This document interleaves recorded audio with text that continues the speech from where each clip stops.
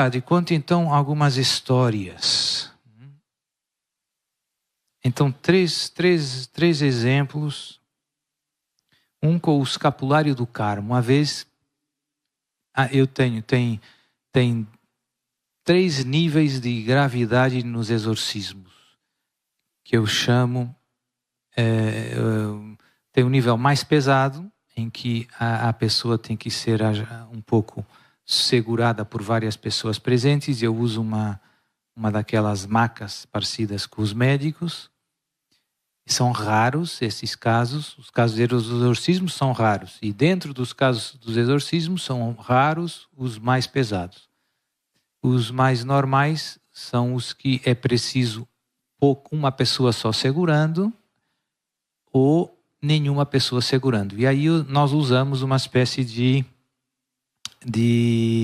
sofá, não sei se diz sofá cá no Brasil, cadeirão. Uma cadeira grande, confortável, sofá, né?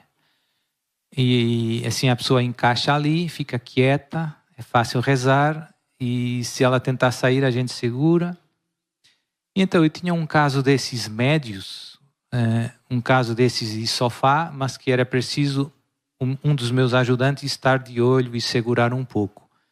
Mas durante o exorcismo, às vezes são casos que ainda estão no início, eu ainda não sei bem se é muito grave, se é médio. E às vezes no primeiro exorcismo a coisa não é muito violenta, mas no segundo exorcismo a coisa é mais intensa. Então deve ter sido um caso desses. E o que aconteceu? Aconteceu que chegou um momento em que era uma senhora que a equipe já não conseguia segurar a pessoa no sofá. E à frente do sofá a gente tem um tapete confortável, digamos assim, e então, como à medida que fomos rezando, o caso se estava manifestando com muita violência, e às vezes não tem outra alternativa, ou parava de rezar, ou o que nós fizemos foi, uma vez que ela saiu do sofá, nós rezamos com ela deitada no chão sobre o tapete, é confortável, e terminamos a oração ali, o exorcismo ali. E quando termina o exorcismo, normalmente a pessoa, nos casos mais pesados, demora um pouquinho a voltar a ela, a sair do transe. Mas não demora muito, regra geral.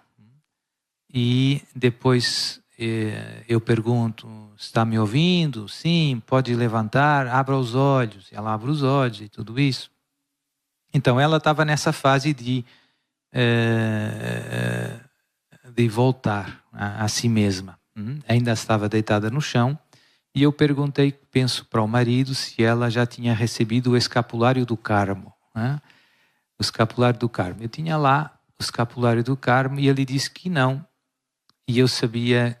E então, ainda antes de ela se levantar, já consciente, falei um pouco com ela e perguntei se ela queria receber o escapulário. Sim, pode ser. E eu comecei fazendo o rito de imposição do escapulário. E chegou o momento em que tinha que passar o escapulário pela cabeça, né? Ela ainda é deitada. Pois pense numa aventura que nem no momento em que estava impondo o escapulário já ninguém esperava, porque estava tudo tão tranquilo, ela já estava falando e tal.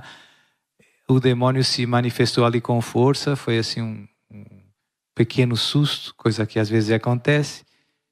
E deu ali uns gritos e já foi há muitos anos, mas nunca mais esqueci porque vi como ele não gosta do escapulário do Carmo. Eu já sabia, né? Todos nós já sabíamos, mas ali foi uma digamos assim, uma confirmação tangível, visível, da importância desse sacramental em concreto.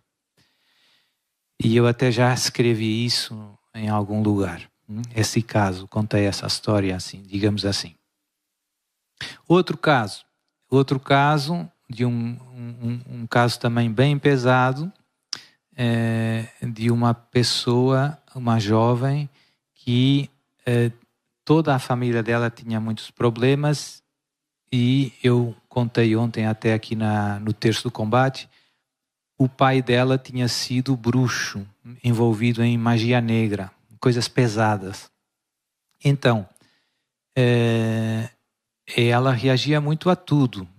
E mesmo, ela é uma pessoa boa, digamos assim, de Deus, queria caminhar, mas tinha muita dificuldade para fazer tudo o que era oração, entrar na igreja, fazer o sinal da cruz. Fazer o simples sinal da cruz já era difícil para ela, o demônio atacava logo, não deixava fazer nada.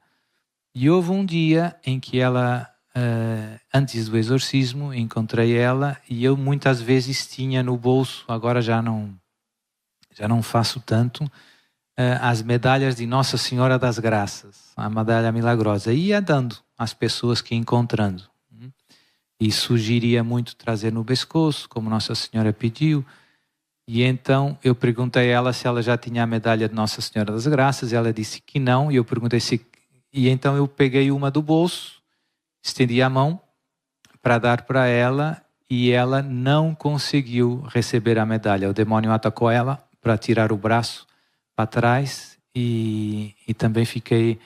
Pronto, foi mais uma cena que me ajudou a lembrar da força dos sacramentais. Escapulário do Carmo, medalha milagrosa. Depois, coisas que acontecem com frequência, às vezes, durante o exorcismo, eu estou rezando o rito, os meus ajudantes estão ali, às vezes segurando a pessoa, às vezes é preciso limpar. E durante o exorcismo eu peço a eles que simplesmente rezem o terço em silêncio, sem fazer nenhum barulho, porque para eu poder concentrar-me bem na oração. E às vezes, por exemplo, eles estão segurando no braço da pessoa, assim, e tem o terço na mão, tem o terço na outra mão, assim, e às vezes acontece que encosta o terço na pessoa que estão segurando. E então aí também se nota, muitas vezes a pessoa, o demônio já começa tentando afastar. O simples contato do objeto físico do terço causa incômodo, causa dor ao inimigo, né? Também é bem... E uma vez um dos